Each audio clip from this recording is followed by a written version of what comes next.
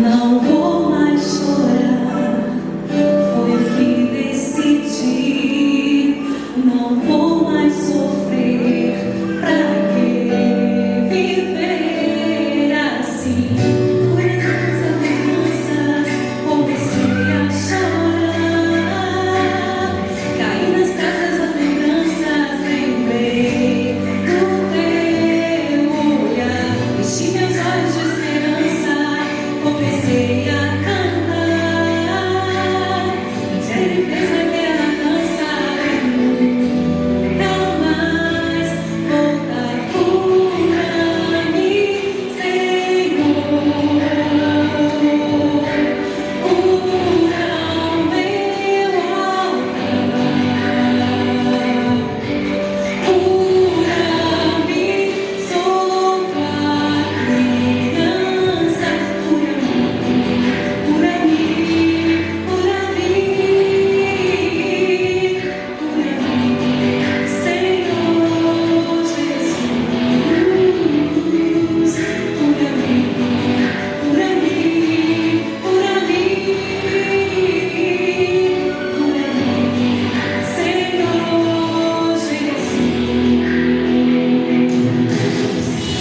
Por imagens da lembrança, comecei a chorar.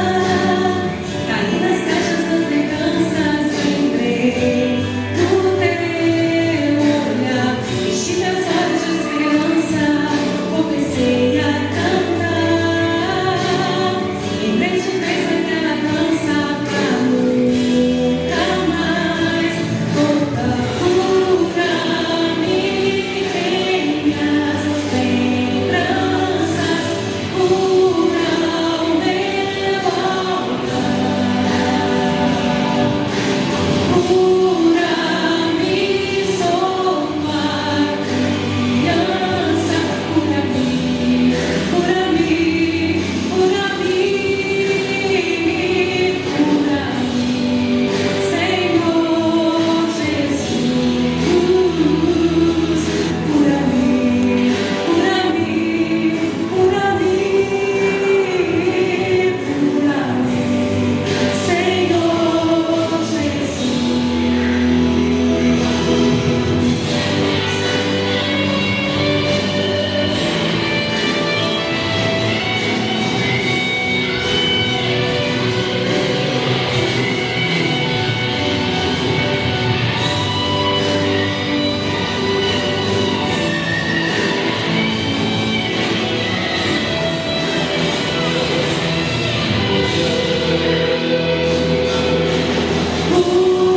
Cura-me minhas lembranças, cura o meu altar.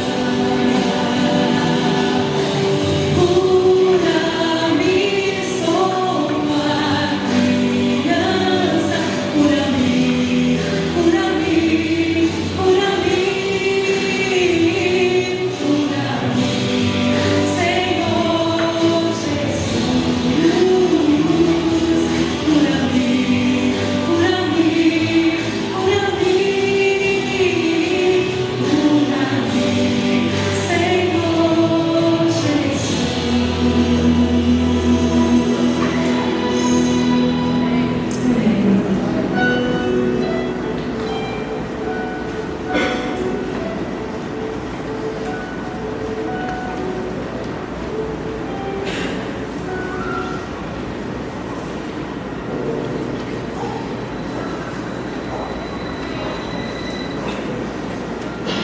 Deus nos dá alegria de contar nessa noite, amanhã e domingo, com o pastor Marcelo Aguiar, pastor da Igreja Batista em Maré da Praia. Nós temos acompanhado o seu bom ministério ali. Ele hoje também exerce a função de presidente dos pastores aqui no nosso estado, e tem também nos abençoado. É pastor, é psicólogo, é escritor, é esposo, é pai, é servo e é um amigo. Certamente Deus aqui usá-lo de uma maneira muito tremenda para falar ao meio do seu coração nessa ocasião. Deus abençoe, pastor. Muito obrigado, pastor Doronésio, pelo convite, pelas palavras tão carinhosas e acolhedoras. Meus irmãos, boa noite a todos. Que a graça e a paz de Jesus estejam com cada um aqui. Amém? Que alegria poder estar aqui com os irmãos neste fim de semana. Que satisfação. Eu e o pastor Doronésio vínhamos combinando essa oportunidade já há longa data, não é? Na certeza de que seriam momentos muito abençoados para a vida de todos nós, porque o nosso Deus é generoso, é bondoso e Ele almeja nos abençoar. É muito alegre para mim poder estar aqui na primeira Igreja Batista de Guarapari. Nós já temos sido abençoados lá em Mata da Praia pelo seu pastor, que já pregou em nossa igreja, inclusive como orador em um de nossos retiros de casais. Nós temos também muito contato com os irmãos que fazem o trabalho evangelístico com as crianças lá no Hospital Infantil de Vitória. Há um time muito especial aqui da igreja que faz esse trabalho, se veste de palhaço, de boneca e vai ali levar a palavra do Senhor às pessoas que estão acamadas. E lá no Hospital Infantil de Vitória, isso já tem anos, e um domingo são eles, outro domingo somos nós. Então a gente está sempre ali, a gente muitas vezes também se encontra nos treinamentos, nas reuniões, e aquele lugar tem sido abençoado pela disponibilidade desses irmãos. Parabéns por esse ministério tão bonito, parabéns, pastor Doronésio, pelas ovelhas que o irmão tem, parabéns, queridos irmãos e irmãs, pelo pastor que os irmãos têm também. O Senhor abençoa um pastor dando-lhe um rebanho amoroso, e o Senhor abençoa um rebanho dando-lhe um pastor fiel, de modo que todos estão de parabéns e são grandemente abençoados pelo Senhor desta obra. O tema da nossa conferência neste fim de semana é cura interior. Quando a gente usa essa expressão, cura interior, está pensando na cura para os males da alma, do espírito, do coração, para o adoecimento emocional, para os comprometimentos psicológicos. A gente pensa em cura para alguns males que atormentam o homem moderno, como depressão, ansiedade, medo, solidão, traumas e outras dificuldades. Há uma passagem bíblica que eu considero muito bonita, é o Salmo 107, versículo 20.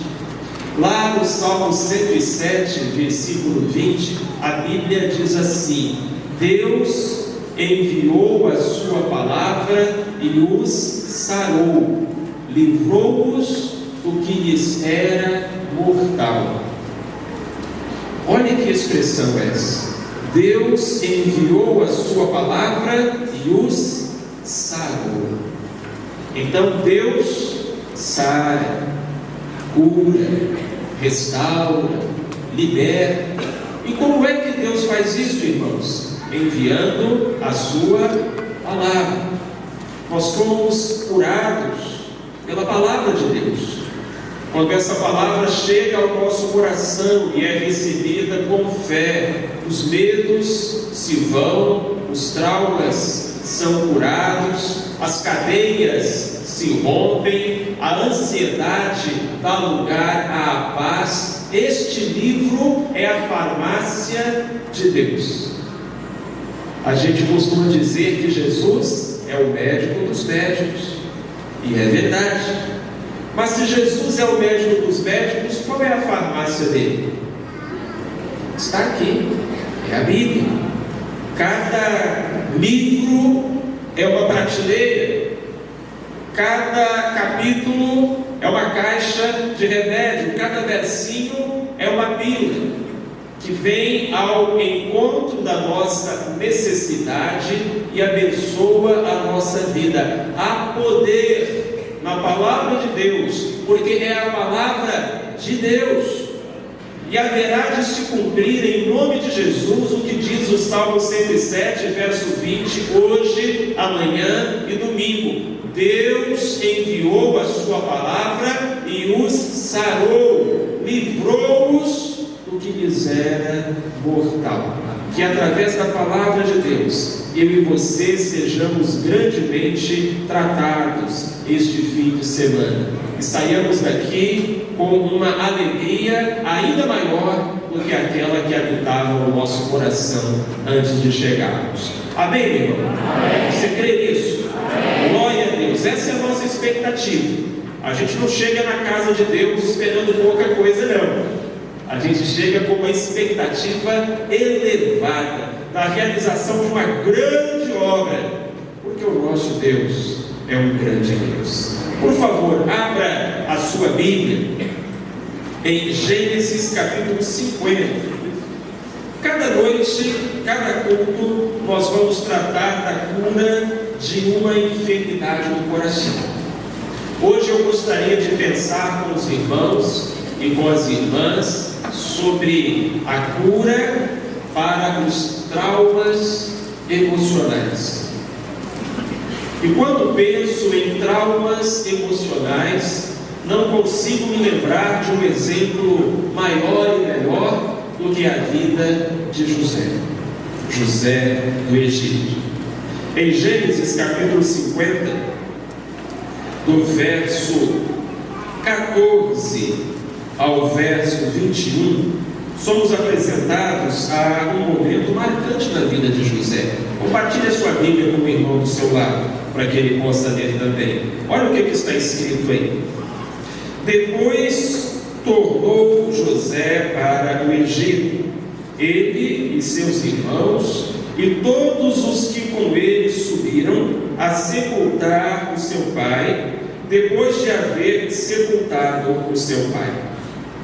Vendo então os irmãos de José que o seu pai já estava morto, disseram: porventura nos aborrecerá José e nos pagará certamente todo o mal que lhe fizemos. Portanto, enviaram a José, dizendo: teu pai nos mandou antes da sua morte, dizendo: assim direis a José: perdoa, rogo-te, a transgressão de teus irmãos e o seu pecado, porque te fizeram mal. Agora, pois, rogamos-te que perdoes a transgressão dos servos do Deus de teu pai.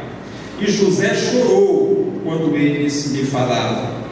Depois vieram também seus irmãos e prostraram-se diante dele e disseram: eis-nos aqui por teus servos. E José lhes disse: não temais, porque porventura estou eu em lugar de Deus? Vós bem intentastes mal contra mim, porém Deus o tornou em bem, para fazer como se vê neste dia, para conservar em vida a um povo grande. Agora, pois, não temais, eu vos sustentarei, a vós e a vossos meninos. Assim os consolou e falou segundo o coração deles. Deus, nós estamos aqui na tua presença. Nosso coração está aberto diante de ti. Tu sabes o que precisa ser tratado melhor do que nós.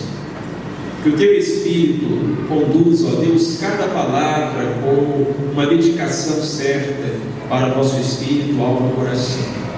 Em nome de Jesus nós te suplicamos. Amém. O que é um trauma, irmãos?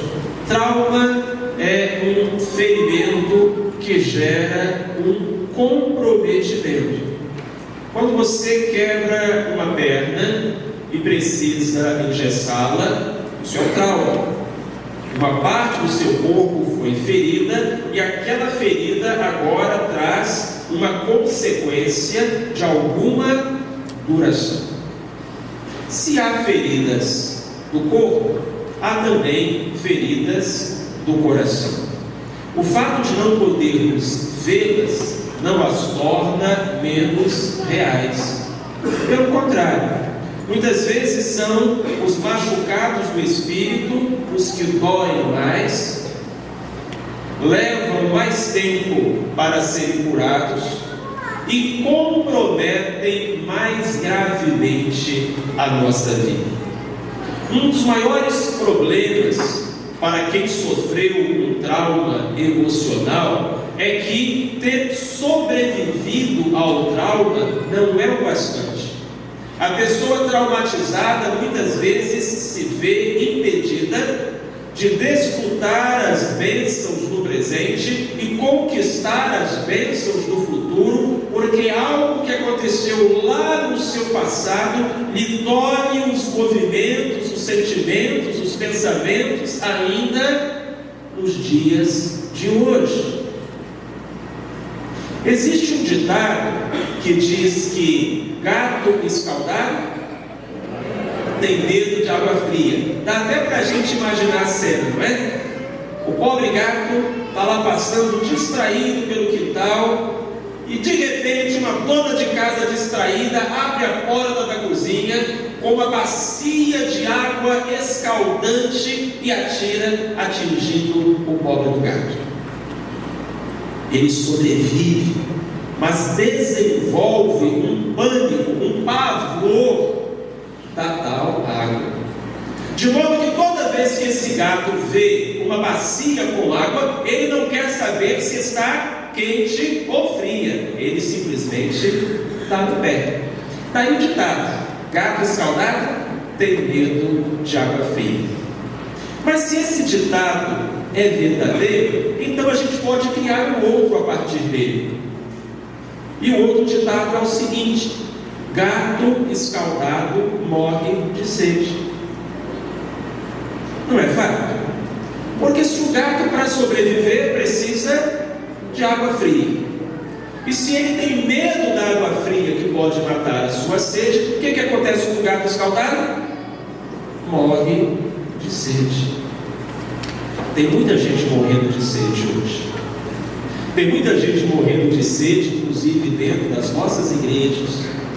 Gente que, por conta de um escaldamento no passado, de uma decepção, de uma desilusão, de uma violência, de um encontro, de uma ferida imposta pela vida, carrega hoje o medo mortal da água que pode saciar a sede do seu coração. Medo de confiar, medo de se aventurar, medo de receber, medo de ousar, medo de sonhar, medo de amar. Pessoas que estão retraídas numa postura defensiva, pessoas que estão com a sua autoestima, a sua autoconfiança terrivelmente comprometida, pessoas que se tornaram agressivas, briguentas, num pensamento de que antes que alguém me machuque de novo, eu machuco primeiro. Essas pessoas precisam de cura. Essas pessoas precisam de restauração. Meu querido e minha querida, não importa se algo traumatizou você há 10, 20, 40, 50 anos, existem coisas que o tempo sozinho não cura. O outro ditado diz que o tempo é o melhor remédio, nem sempre.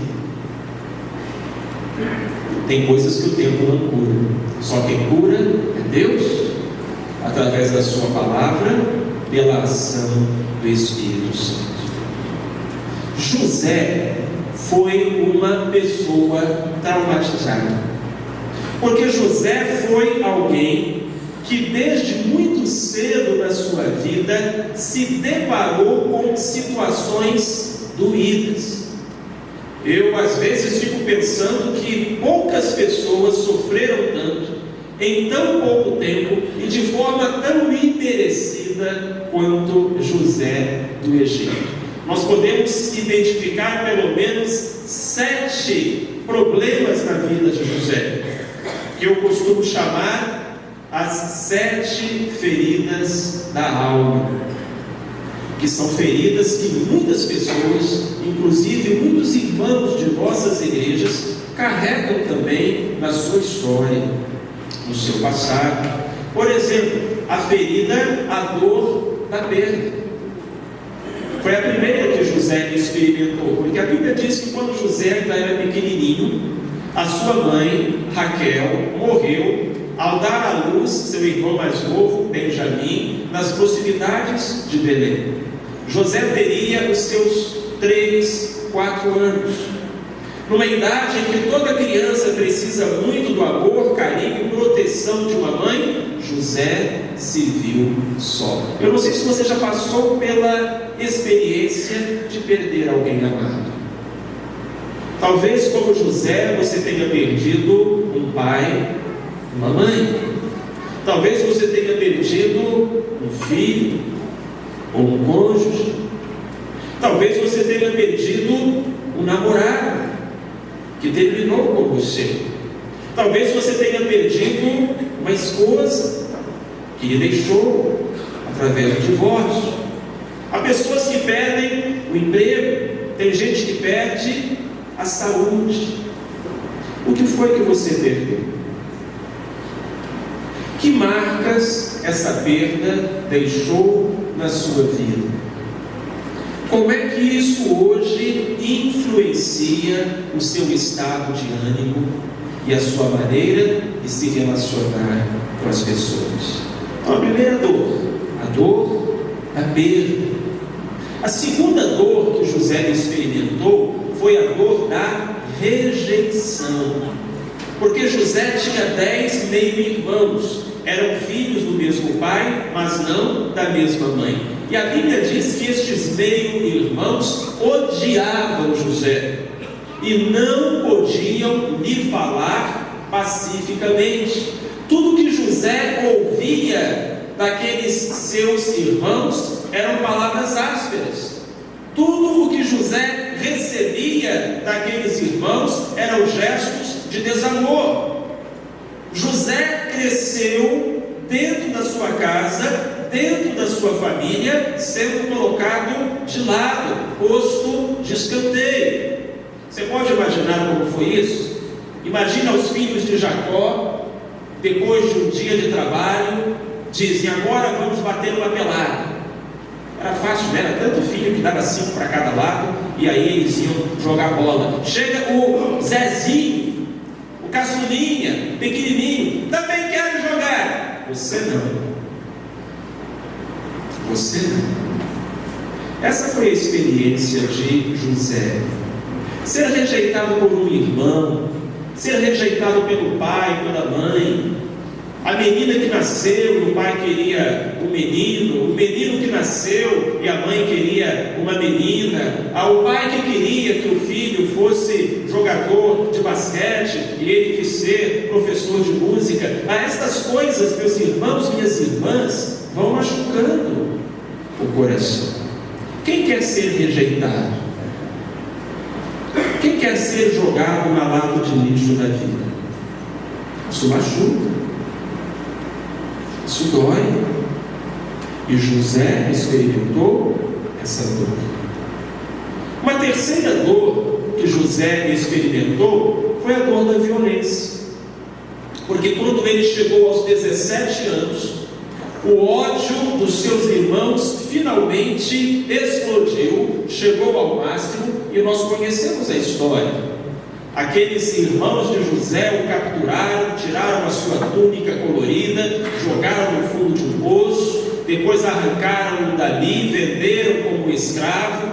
José foi acorrentado e atravessou no deserto, arrastado pelos midianitas, até chegar ao Egito, onde foi vendido como escravo. Então José, um adolescente, que já trazia a essa altura muitas feridas na alma, agora trazia também feridas no seu corpo, pois foi agredido, foi algemado, tolhido da sua liberdade, foi vítima de um ato de violência, de uma agressão.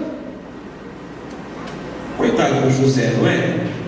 Parecia que tudo de ruim acontecia com ele. Parecia que as coisas não podiam ficar piores. Mas ficaram.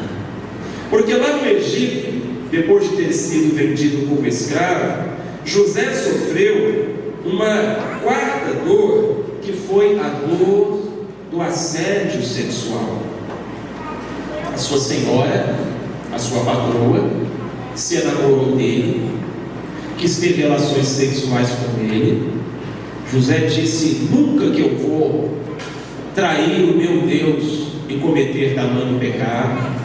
E a Bíblia diz que aquela mulher agarrou José, e que ele, para escapar, deixou inclusive parte das suas roupas, a sua capa, nas mãos daquela mulher. Isso é abuso sexual. Isso é abuso sexual. Isso é assédio sexual. Quantas pessoas passaram por isso? A mesma coisa que José passou. Quantas pessoas foram agarradas? Quantas pessoas foram tocadas de um jeito que não se toca? Quantas pessoas foram vistas de um jeito que não se vê? A maior parte das pessoas que sofrem abuso sexual é igual José, é dentro de casa, é o vizinho, muitas vezes é o parente. E as pesquisas mostram que quem sofre de abuso sexual leva em média 10 anos para abrir a boca pela primeira vez para alguém, para compartilhar o que aconteceu. Porque a pessoa sente uma mistura de medo, vergonha e culpa. Agora você imagina alguém guardar uma experiência de abuso sexual 10 anos em segredo. Imagina o estrago que isso faz na vida de um ser humano. E quando essa vítima é uma criança, José passou por isso. José era um servo de Deus. José era uma pessoa temente ao Senhor. As coisas ruins aconteceram com ele. E coisas ruins acontecem com o crente também. É triste, mas é verdade. E há muitas pessoas dentro das nossas igrejas que carregam lembranças de abusos sexuais, de assédios sexuais, às vezes convivendo com esse segredo que lhes machuca o coração, que lhes dificulta o relacionamento conjugal, a autoestima, o fazer amizades, o conversar com as pessoas. A gente sabe, por exemplo, que uma das causas do homossexualismo é o abuso sexual. Então as coisas vão acontecendo na vida dos seres humanos e vão deixando marcas. Aí José experimenta uma quinta ferida. José experimenta a dor da calúnia, porque ele foi caluniado. Aquela mulher, revoltada por ter sido recusada dos seus intentos pecaminosos, torceu a história, chamou todo mundo e disse: olha, o José tentou me agarrar. Na verdade tinha sido o contrário. Era uma mentira, era uma calúnia. José não tinha feito nada disso. Mas em quem que os irmãos acham que o povo acreditou? Em José ou na mulher de Potifar? Na mulher de Potifar, não é? Isso já aconteceu com você uma vez? Já disseram uma coisa sobre você que não era verdade e ninguém acreditou na sua palavra? Se já aconteceu, eu garanto que você não esqueceu, porque coisas assim a gente não esquece. É duro, é doído. Uma sexta ferida que José experimentou foi a dor da injustiça. Porque uma vez que a versão da mulher de Potifar é que foi aceita, José foi lançado numa cadeia onde ficou durante 3 anos. Queridos, 3 anos num calabouço, numa masmorra, num porão imundo, pagando por um crime que ele não havia cometido. A injustiça fere, a injustiça machuca, e José foi machucado pela injustiça também. E uma última ferida que José experimentou foi lá dentro da cadeia, a ferida da ingratidão.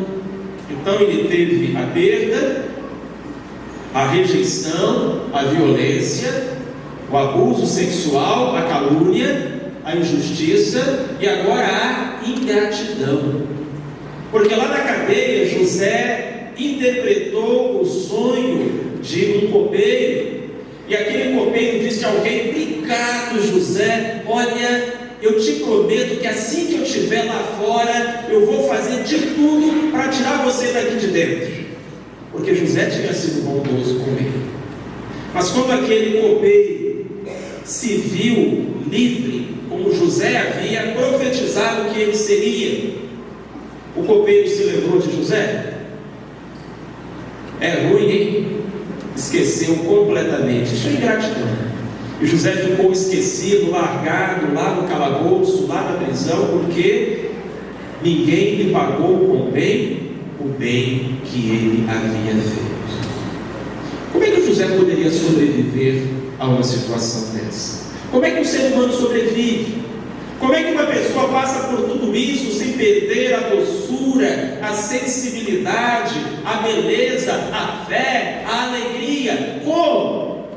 Meus irmãos, para responder a essa pergunta, nós temos que entender que diante das feridas da vida, diante das dores da alma, diante dos traumas emocionais, duas atitudes são possíveis, e apenas duas: a atitude do ressentimento e a atitude do perdão. E a atitude que você escolher tomar vai determinar todo o restante da sua vida. José poderia ter optado pela atitude do ressentimento, do ódio, da mágoa, da vingança. E ele bem poderia ter se vingado se desejasse, porque a certa altura a história de José dá uma reviravolta completa. Faraó tem um sonho, ninguém interpreta, o copeiro se lembra, José é chamado, interpreta, aconselha. Faraó se encanta, de repente José sai do cativeiro, José sai do calabouço para o palácio, e ele agora é o homem mais poderoso e importante do mundo, o homem mais rico da face da terra, abaixo apenas do próprio Faraó. E neste momento, se José quisesse ter se vingado dos seus irmãos, da mulher de Potifar, de todos que lhe fizeram mal, ele teria a sua oportunidade. Mas, meus queridos, se José tivesse seguido por esse caminho, se ele tivesse seguido pelo caminho da mágoa, do ressentimento, do troco, ele teria se tornado um homem amargurado. O seu espírito destilaria fel. Esses dias alguém me disse algo que eu achei tão interessante. A irmã me procurou depois do culto e falou: pastor, definição de mágoa. Mágoa é tomar veneno na esperança de que o outro morra. E eu achei muito engraçado, isso é exatamente isso. É exatamente isso. Quando você guarda mágoa de alguém, quando você se ressente, você está envenenando o seu espírito, na esperança de que o outro seja atingido. Mas quem é atingido é você. Entretanto, queridos, quantos de nós estamos fazendo isso conosco mesmos? Quantos de nós estamos passando um videotape? Quantos de nós estamos atualizando e atualizando e atualizando, trazendo para o nosso hoje aquilo que aconteceu no nosso ontem? Quantos esposos estão trazendo as falhas da sua esposa lá do passado para hoje? Quantas esposas estão fazendo isso com os seus maridos e com isso prejudicando os seus casamentos e a si próprias e a si mesmas? Mas é tão natural isso, é tão humano isso, a tendência de querermos que o mal que nos foi feito de alguma forma seja cobrado daquele que nos feriu. Eu acho que nós, seres humanos, somos muito parecidos com as crianças na maneira como lidamos com os nossos machucados. Porque criança está sempre machucada, não é? Quem é que tem filho pequeno? Ou já teve filho pequeno? Aí aumentou agora o número de irmãos. Eu sou pai de 2 meninas de 10 anos. E joelho de criança é uma coisa impressionante. Está sempre machucado. Porque criança é assim, não para.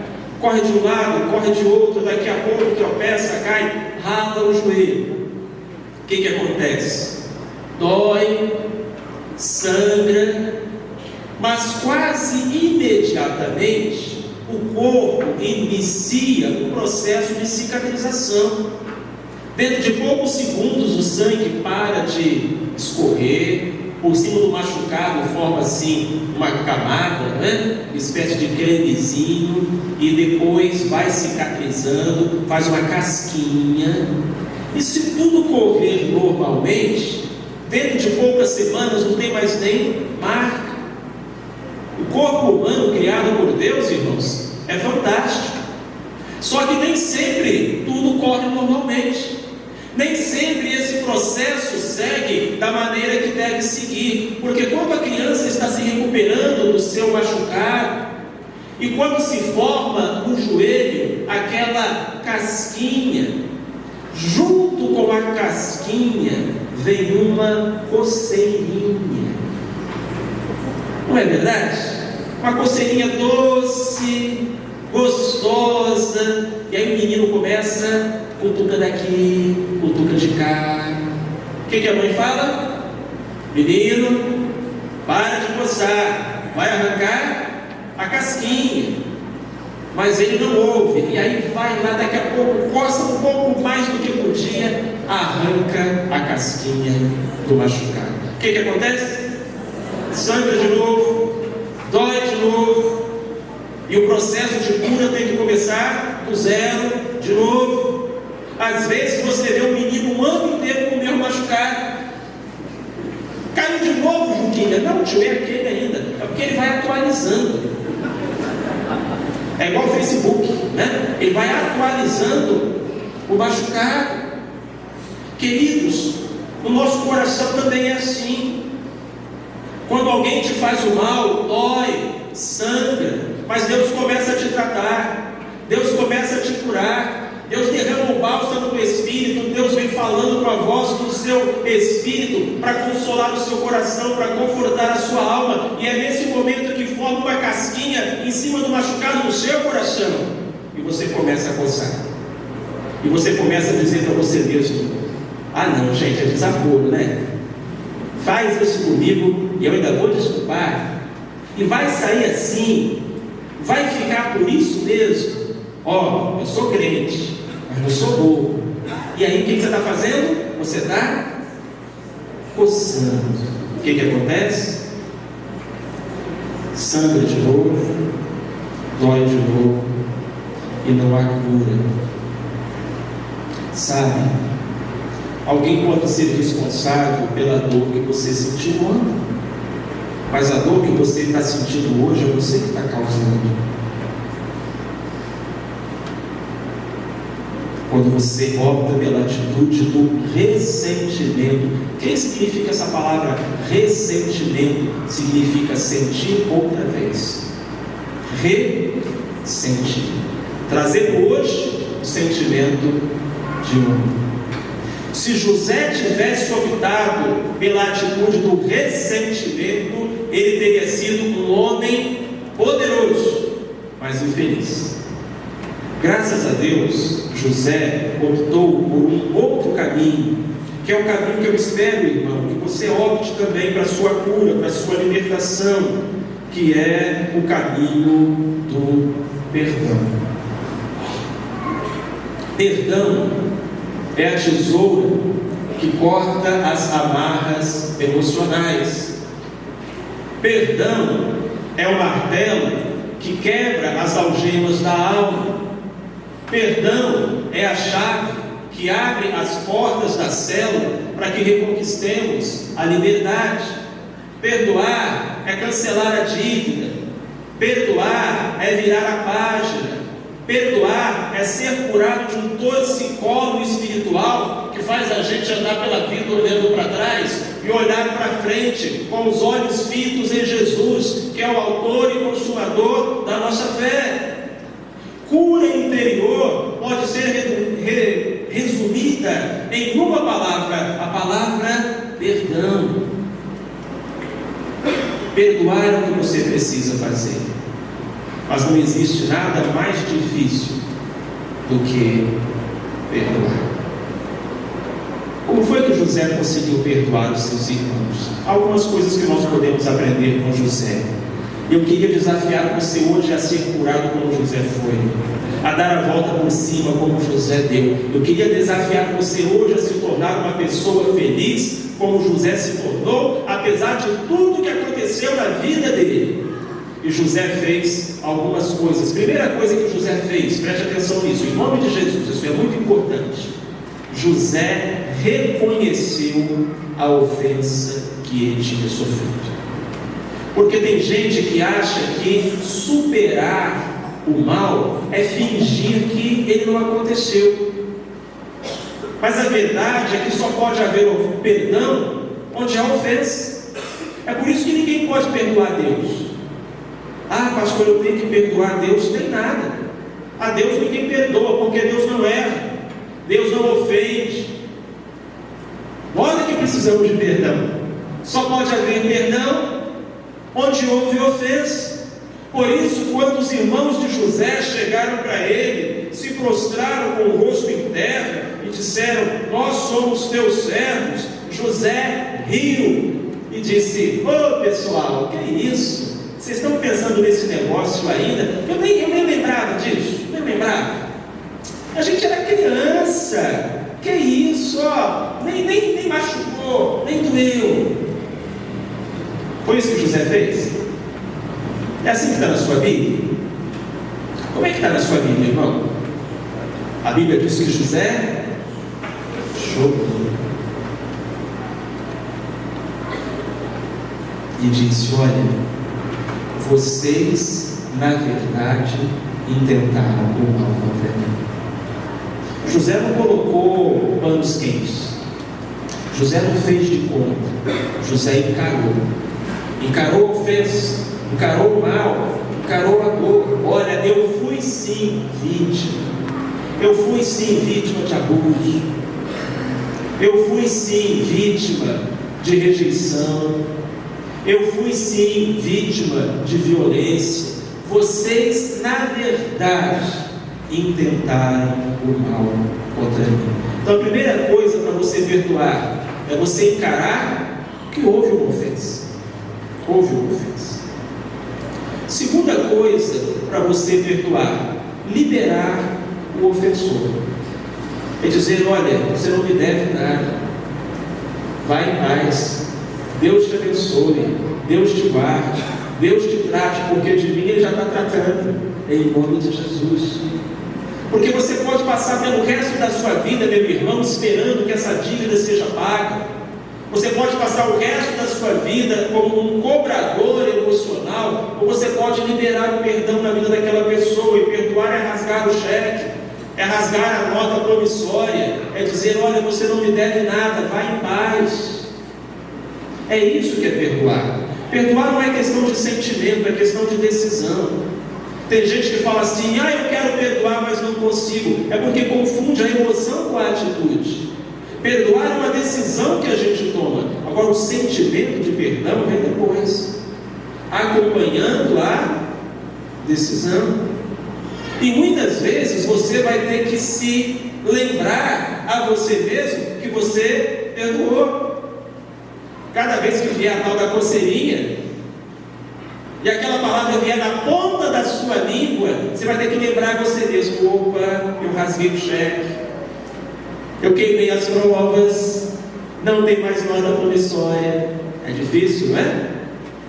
Quando você tem que perdoar o seu marido, e aí você perdoa o seu marido, você passa aquela borracha, olha para frente, vocês estão bem. Aí lá na frente o teu marido joga na sua cara uma coisa errada que você fez, deixou queimar o feijão, ou gastou demais, estourou o limite do cartão. Qual é a vontade que tem? É da gente se defender, não é? Me defender como? E você que... Mas aí você vai pegar a arma, não tem mais arma, acabou, você perdoou. É fácil isso? Com Deus você pode, em nome de Jesus. Porque isso é ser livre, isso é enterrar o passado, isso é olhar para frente. Agora, tem uma coisa que ajuda a gente a fazer isso. Foi o que ajudou José. José disse: olha, sabe por que eu consegui perdoar vocês? Porque vocês intentaram o mal contra mim, mas Deus transformou em bem. José acreditava nisso. José acreditava em Romanos 8:28. Você acredita? Você sabe o que está escrito lá em Romanos 8:28? Vamos recitar isso, pastor? Vamos recitar juntos? Todas as coisas concorrem para o bem daqueles que amam a Deus. É fácil acreditar nisso?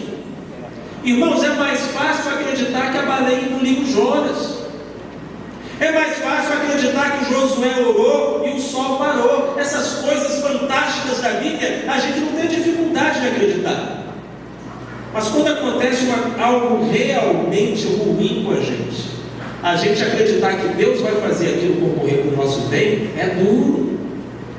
Veja, não é que tudo que acontece com a gente foi Deus que quis, não. Porque Deus dá ao ser humano livre arbítrio.